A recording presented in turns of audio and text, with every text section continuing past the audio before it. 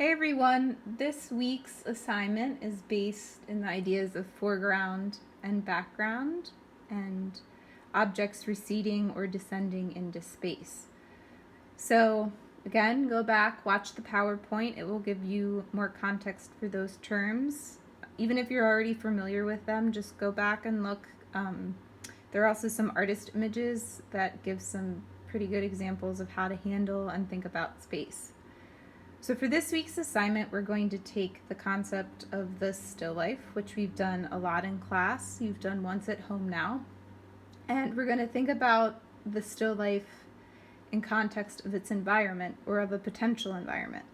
So from some of the images you have already seen, you can see examples of how still life is often placed against a very shallow background, right? So there isn't a lot of space behind the actual setup. Doing this is a pretty useful tool for really asking viewers or for yourself as the artist to contemplate on the specific objects, usually about the symbolic importance of those objects, because there isn't a lot of other distraction, right, of an environment. So with this assignment, I want you to think about still life in context of an environment. So objects are still important, but I want you to start grappling with the things that exist beyond what is set up directly in front of you. Last week's assignment was a really good prep for this week's in terms of thinking about space.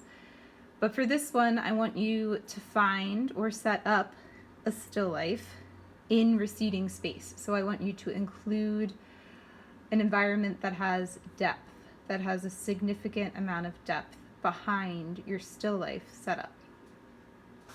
So this is the drawing, a beginning of a drawing that I made for this assignment. So you can see components of still life, the flower, the pot, the remote, and then can you see that behind these objects is a space that is rather deep. It recedes far, right? Like there isn't just one flat wall behind it. That would mean shallow depth.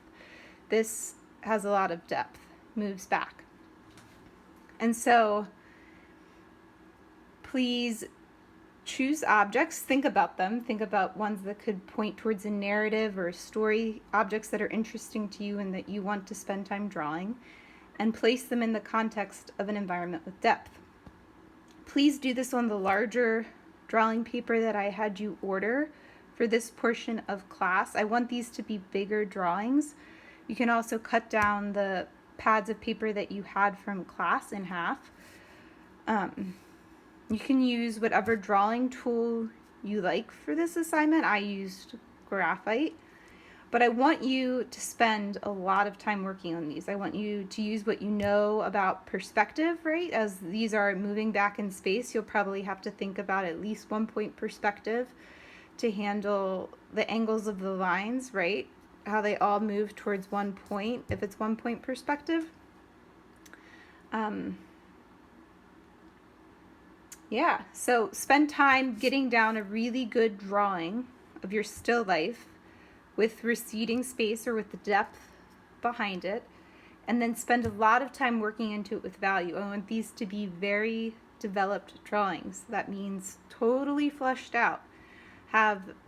Spend a lot of time getting those observational, precise lines down to describe the objects and then working into it with value. Again, this isn't a complete drawing, this is just a start, right? So I want them to be completely fleshed out with value shifts within the space. Think about ways, too, that you can draw your eye or the viewer's eye around the page, right? So for me, I didn't put my still life in the center of the page, I set it off right. And then I have in the distance a door, so the eye is moving around the page. It's starting over here in the right in the foreground of the drawing and moving back towards the door. So think about interesting ways of composing your drawing, which we talked about in class early in the semester. So ways that eyes can move around the page and not just be smack dab in the center. So find an interesting composition, play around with it, and get down that drawing of a still life that has depth or receding space behind it, an environment, right? And then really work into it with value. this is this week's assignment, so spend 4 hours about working on it.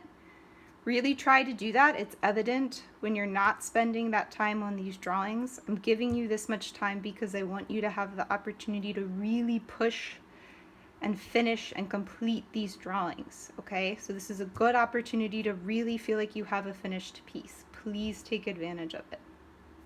As I stated above, and as I've emailed you, you need to start commenting on other students' blog posts. This is a great way to get and give feedback in class because we're not meeting in person. I am checking those. For this last grading session, barely anyone commented, so those who did comment received extra credit points towards their homework. From here on out though, if you don't comment, your homework grade will be hurt. So these are easy homework points. You need to comment twice each week on someone else's work. This being said, it's a good idea to post early if you're able. That way you can help others out with being able to get comments in on a timely manner. I'm checking these blogs on Thursday now, every Thursday, so that I can get you feedback a little bit faster. Also to keep you on track with the class. So you'll have until about 3 p.m. on Thursday to comment, which means everything's got to be posted, but then you'll have until that point to get in comments if you haven't been able to. But 2 comments per week for homework points. Easy points, just do it. If you're having trouble commenting, you got to let me know early in the week. You should know at this point if you can comment or not. There shouldn't be any glitches with that. So this is what's due for this week, and have it posted by Thursday. You can always send me in progress works if you have questions as you go with this assignment. All right.